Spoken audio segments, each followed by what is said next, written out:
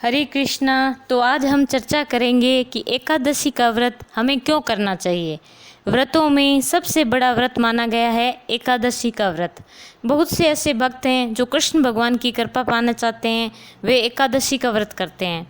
तो भला हम क्यों करें एकादशी का व्रत? तो सुनिए, पूर्णिमा से चंद्रमा अमावस की तरफ जाता है, उसका 11वां दिन एकादशी, और फिर अमावस्या से पूर्णिमा तक चंद्रमा जाता है, उसका 11वां दिन एकादशी। तो ये तो हुआ तिथि के आधार पर। अब व्रत का अर्थ होता है उपवास, यानी कि भगवान के पास रहना। उपवास करना।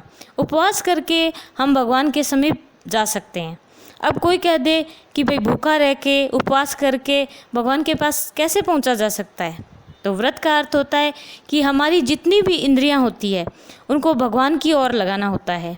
हमारी 11 इंद्रियों में 5 ज्ञानेंद्रियां होती है और 5 होती है कर्मेंद्रियां, और 11वीं इंद्रिय होती है हमारा मन। वो बहुत ही बड़ा बदमाश है। एकादशी व्रत प्रायोगिक है। इसके कई पहलू हैं। पहला जो वैज्ञानिक पहलू है वह यह है कि हमारे शरीर में एक जंक डीएनए होता है जिसके अंदर कोई सूचना नहीं होती। तो नास्तिक लोग क्या कहते हैं कि देखो ये तो जंक डीएनए है, इसमें तो कोई सूचना नहीं है, तो भगवान कुछ नहीं है। लेकिन जंक डीएनए का एक काम होता है। जितना ज़्यादा जंक डीएनए झड़ता है, गिरता है, उतनी व्यक्ति की उम्र कम हो जाती है। जंक डीएनए का होना व्यक्ति की उम्र को निर्धारित करता है। हमारी बॉडी में नॉर्मल डीएनए की जो अंतिम दोनों सिरे होते हैं वो जंक डीएनए ही होता है जो हमें सुरक्षा प्रदान करता है। अगर किसी व्यक्ति को अपनी उम्र लंबी करनी हो तो क्या करना चाहिए? इसके 2 तरीके हैं। पहला क्या तरीका है? पहला तरीका है जंक डीएनए कम टूटे, कम गिरे, और दूसरा कि हमारी बॉडी में जो सेल्स होते हैं उनका टूटना, डिफ्यूज़न कम हो, स्लो हो, कम हो जाए, तो व्यक्ति स्वस्थ रहे, लंबी आयु जिए। तो उसके जंक डीएनए कम टूटने चाहिए, कम गिरने चाहिए। अच्छा, इसलिए जो व्यक्ति फल फ्रूट, हरी सब्जियां, शाकाहारी भोजन करता है उसके सेल्स का टूटना कम हो जाता है, स्लो हो जाता है। और जो व्यक्ति मांसाहारी होते हैं उनमें प्रोटीन की मात्रा बढ़ जाने के कारण सेल्स का टूटना तेज़ गति से होता है। इसलिए व्यक्ति को जंक डीएनए कम से कम संकलन हो, इसके लिए फास्टिंग, उपवास करनी चाहिए। बॉडी रिकवरिंग करने के लिए भी उसे उपवास करना चाहिए। अब जो व्यक्ति मांसाहारी होता है उन्हें 1 महीने का व्रत रखना चाहिए, और जो शाकाहारी होता है उसको 15 दिन में 2 दिन का व्रत रखना चाहिए। शरीर को अगर युवा रखना है, स्वस्थ रखना है, आयु लंबी जीनी है, तो हमें व्रत रखना ही चाहिए रोज़ाना। अगर हम व्रत करेंगे तो हम कमज़ोर हो सकते हैं, इसलिए 15 दिन के अंतराल से 2 दिन का व्रत करना चाहिए। इस हिसाब से एकादशी का जो व्रत होता है उसका समय होता है 36 घंटे, यानी कि हिसाब से 2 दिन। वैसे तो 48 घंटे होते हैं 2 दिन में, परंतु 36 घंटे का व्रत एकादशी का पूर्ण पर्याप्त व्रत है। ये तो था वैज्ञानिक पहलू। शरीर स्वस्थ और आयु लंबी करने का जो हर कोई चाहता है, तो मांसाहारी न बनकर शाकाहारी भोजन खाना चाहिए। अच्छा, अब कोई कहे कि व्रत तो किसी भी दिन किया जा सकता है, सोमवार, मंगलवार, तो एकादशी क्यों? तो सुनिए, जब पूर्णिमा से अमावस्या के बीच चंद्रमा से टाइट्स आती हैं जो 11वें और 12वें दिन में ज़्यादा प्रभावशाली होती हैं, तब हमें सात्विक भोजन करना चाहिए, जिससे हमारी भावनाएं भी सात्विक हो जाती है। हमारी बॉडी 75% पानी से बनी होती है और हमारा दिमाग भी 75% पानी ही होता है।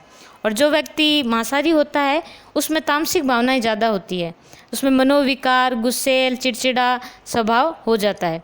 तो सबसे सात्विक क्या होता है? सबसे सात्विक होता है फ्रूट, फल। इसलिए हमें एकादशी के व्रत में फल खाने चाहिए।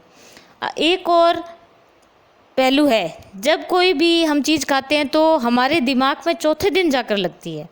अच्छा, पूर्णिमा पर चांद पूरा हो जाता है तो 4 दिन पहले, यानी कि एकादशी पर हम व्रत करते हैं, उसमें सात्विक फल खाते हैं, तो वे हमारे दिमाग में जाकर लगता है। यह कारण हो गया एस्ट्रोजन। अब आता है शास्त्रीय कारण। क्या है शास्त्रीय कारण? इसकी महिमा शास्त्रों में वर्णित है कि भगवान ने एक समय एक पाप पुरुष व्यक्ति की रचना की, और उसका काम था पापियों को उसके पाप की सज़ा देना। यमराज की यमपुरी में इतना शोर मचा हुआ था कि पापियों को पाप पुरुष उनके पाप के हिसाब से सज़ा दे रहा था, और उनकी इतनी दयनीय और इतनी भयानक शोर को सुनकर भगवान का मन भी करुणा से भर गया। भगवान ये सोचकर कि ये सब इतने दुखी क्यों हैं, ये सज़ा क्यों पा रहे हैं। तब यमराज जी ने कहा, हे भगवान, आपने ही तो पाप पुरुष को ये कार्य दिया है जो कि व्यक्ति के पापों की सज़ा उन्हें दे रहा है। अब क्या किया जा सकता है। यह सुनकर भगवान का हृदय करुणा से भर गया। तब भगवान के हृदय से करुणा ने एक स्त्री का रूप धारण करके भगवान के समक्ष खड़ी हो गई। तब भगवान ने पूछा, हे देवी, तुम कौन हो। तब उस स्त्री ने उत्तर दिया, मैं आपके हृदय से उमड़ी करुणा से उत्पन्न हुई एक दासी हूँ, आपकी सेविका हूँ, एक दासी हूँ, एकादशी यानी एकादशी हूँ। एकादशी के आने से सारी यमपुरी में भगवान का नाम लेना शुरू कर दिया, जिससे सभी पाप मुक्त हो गए।